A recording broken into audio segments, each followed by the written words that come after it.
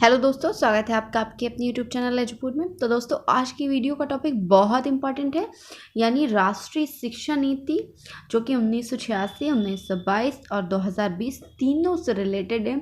आज हम इन तीनों ईयर से रिलेटेड मोस्ट इंपॉर्टेंट क्वेश्चन लेकर आए हैं, जो कि कुछ 24 क्वेश्चन से बहुत इंपॉर्टेंट है और ये टॉपिक भी बहुत इंपॉर्टेंट है। राष्ट्रीय शिक्षा नीति से रिलेटेड लॉन्ग क्वेश्चंस भी आते हैं और शॉर्ट क्वेश्चंस भी आते हैं, क्योंकि बहुत इंपॉर्टेंट टॉपिक है। तो इससे रिलेटेड क्वेश्चन आंसर को अपने नोटबुक में ज़रूर नोट कीजिएगा और एग्जाम के लिए प्रिपेयर कीजिएगा और वीडियो को एकदम लास्ट तक ज़रूर देखिएगा। तो दोस्तों, ये बीए फर्स्ट ईयर के सेकंड सेमेस्टर के शिक्षा शास्त्र विषय से रिलेटेड है। हालांकि ये शिक्षा शास्त्र विषय के जितने भी ईयर के स्टूडेंट्स हैं उन सब के लिए हेल्पफुल होगी, चाहे एनटीए नेट के लिए हो चाहे पीजीटी के लिए हो। बहुत इंपॉर्टेंट टॉपिक है, तो लाइक ज़रूर कीजिएगा और लास्ट तक भी देखिएगा। चलिए वीडियो स्टार्ट करते हैं। पहला प्रश्न है, शिक्षा का मूल अधिकार संविधान में निहित है। कौन से अनुच्छेद में? 20, अनुच्छेद 21, अनुच्छेद 21 क, अनुच्छेद 42। तो ये बहुत ही इंपॉर्टेंट क्वेश्चन है कि शिक्षा यानी जो हमारा एजुकेशन है उसका अधिकार संविधान यानी जो हमारे देश का कॉन्स्टिट्यूशन है उसके कौन से आर्टिकल में रखा गया है। ये तो हर व्यक्ति को मालूम होना चाहिए कि हमें जो शिक्षा का अधिकार दिया गया है वो कौन से आर्टिकल में रखा गया है। तो इसका सीधा सीधा आंसर है अनुच्छेद 21 यानी आर्टिकल नंबर 21A के। तो ये है बहुत इंपॉर्टेंट क्वेश्चन है, ये तो सबको याद ही होना चाहिए। नेक्स्ट है, संविधान के संशोधन के द्वारा शिक्षा के अधिकार को मूल अधिकार घोषित किया गया। 42वें संशोधन के द्वारा, 44वें संशोधन के द्वारा, 46वें संशोधन के द्वारा या कोई नहीं।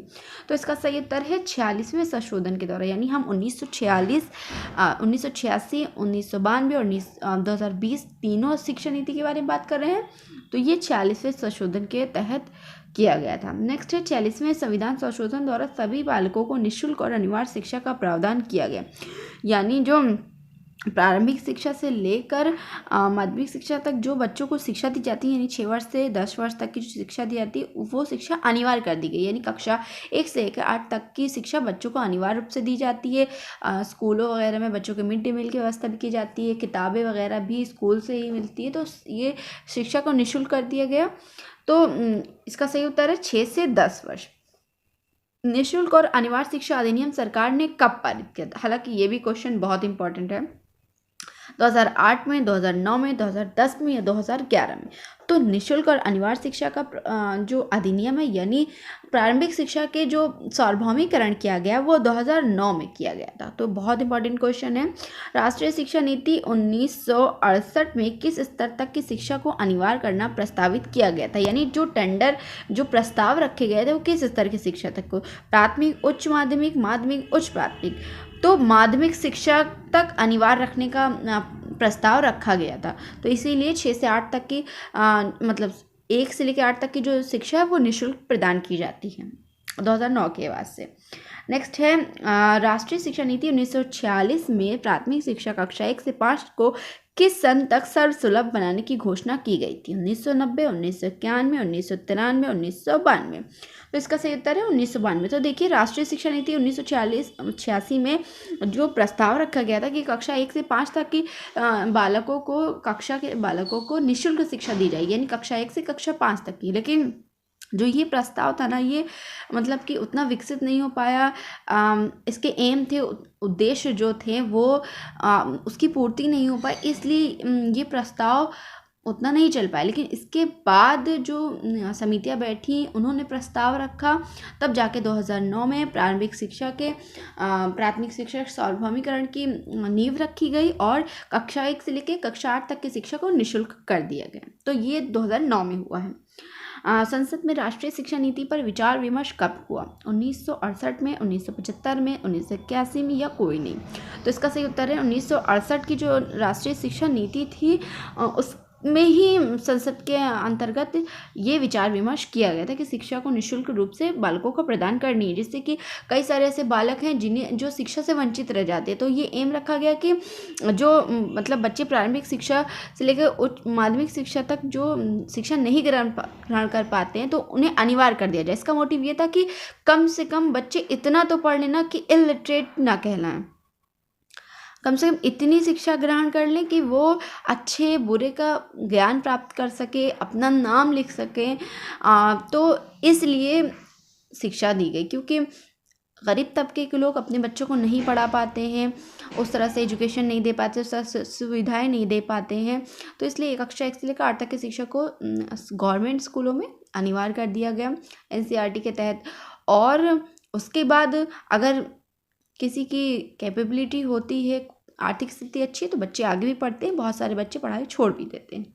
खैर, नेक्स्ट है राष्ट्रीय शिक्षा नीति के अंतर्गत मूल्यांकन का आधार क्या है? अंकों के द्वारा, ग्रेड के द्वारा, आवबा दोनों, या कोई नहीं।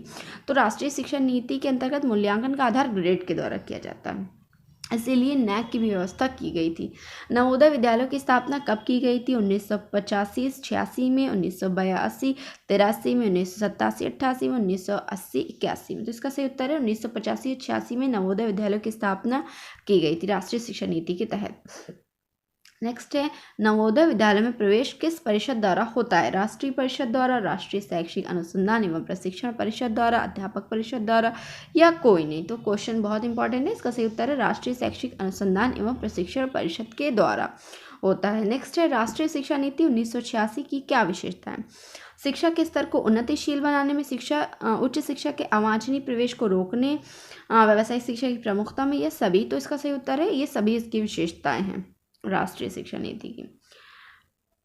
नेक्स्ट है, राष्ट्रीय शिक्षा नीति 1986 नीति के अंतर्गत कितने वर्षों तक निरक्षरता का उन्मूलन हो जाना था? 10 वर्षों तक, 20 वर्षों तक, 15 वर्षों तक, या 13 वर्षों तक? तो इसका सही उत्तर है 10 वर्षों तक का एम रखा गया था कि निरक्षरता का उन्मूलन हो जाए, ज़्यादा से ज़्यादा बच्चों को, बालकों को साक्षर बनाया जाए, तो ये 10 वर्षों का एम रखा गया था। संशोधित शिक्षा नीति 1992 का खंड 4 किससे संबंधित है? समानता के लिए शिक्षा, प्रौढ़ों के लिए शिक्षा, महिला शिक्षा, या अल्पसंख्यक शिक्षा?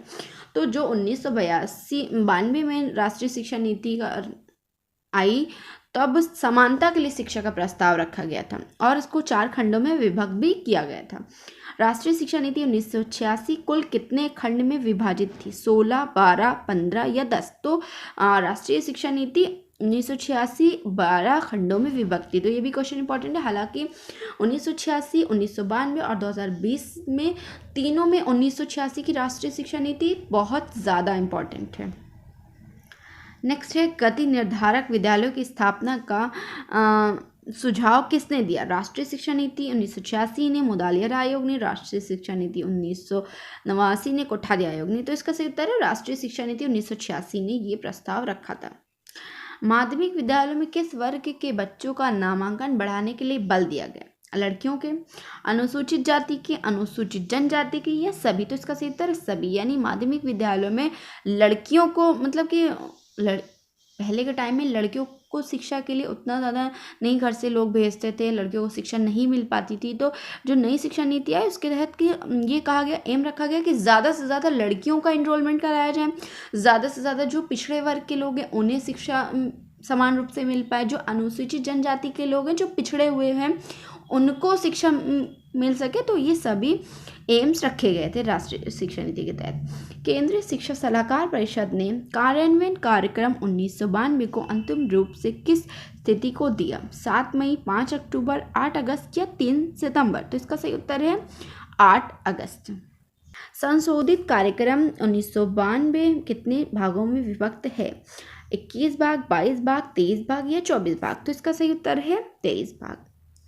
कार्यान्वयन कार्यक्रम 1992 के लिए कितने कार्यदल विभिन्न विषयों के लिए गठित किए गए? 22 कार्यदल, 23 कार्यदल, 24 कार्यदल, या 25 कार्यदल? तो इसका सही उत्तर है 22 कार्यदल में इन्हें विभक्त किया गया था। नेक्स्ट है, किस शिक्षा नीति में संशोधन व परिमार्जनों के लिए कार्यान्वयन कार्यक्रम तैयार करने के लिए एक समिति का गठन किया गया था?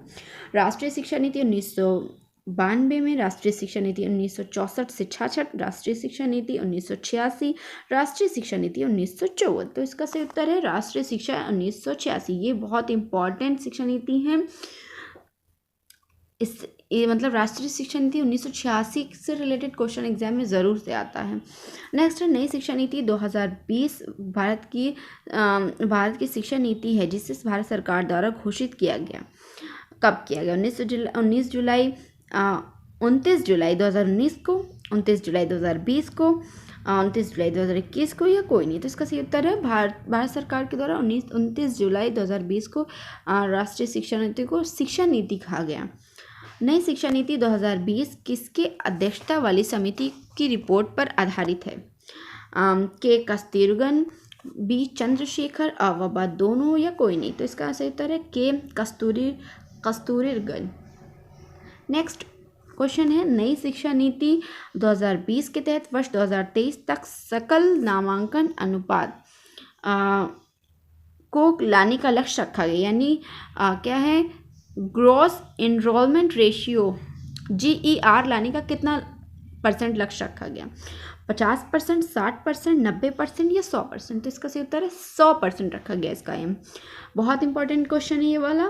नेक्स्ट क्वेश्चन है, राष्ट्रीय शिक्षा नीति के अंतर्गत शिक्षा क्षेत्र पर सकल घरेलू उत्पाद के कितने हिस्से के सार्वजनिक व्यय का लक्ष्य रखा गया? 5%, 6%, 9% या 10%? तो इसका सही उत्तर है 6%। ये भी क्वेश्चन बहुत इंपॉर्टेंट है। हालांकि सारे 24 के 24 क्वेश्चन बहुत इंपॉर्टेंट है। राष्ट्रीय शिक्षा नीति एक इंपॉर्टेंट टॉपिक है जिससे रिलेटेड क्वेश्चन एग्जाम में आते ही आते हैं। आप किसी भी मतलब प्रीवियस ईयर का कोई भी क्वेश्चन पेपर उठाकर देख ले तो क्वेश्चंस आते हैं शिक्षा शास्त्र में, चाहे वो BEd में हो, MA में हो या BA में हो। तो आशा करती हूँ ये क्वेश्चन आंसर आपके लिए हेल्पफुल रहे हों। ये क्वेश्चन आंसर NTA नेट और PGT के लिए भी बहुत इंपॉर्टेंट है, तो इसे ज़रूर नोट कीजिएगा। वीडियो अच्छी लगे तो लाइक कर दीजिएगा, चैनल पर नए तो सब्सक्राइब करके बेल आइकन को प्रेस करना बिल्कुल भी मत भूलिएगा, और अपने दोस्तों के साथ भी शेयर कर दीजिए जिससे उन्हें भी हेल्प हो सके। चलिए मिलता है नेक्स्ट वीडियो में, तब तक के लिए अपना खूब ख्याल रखिए। Bye bye.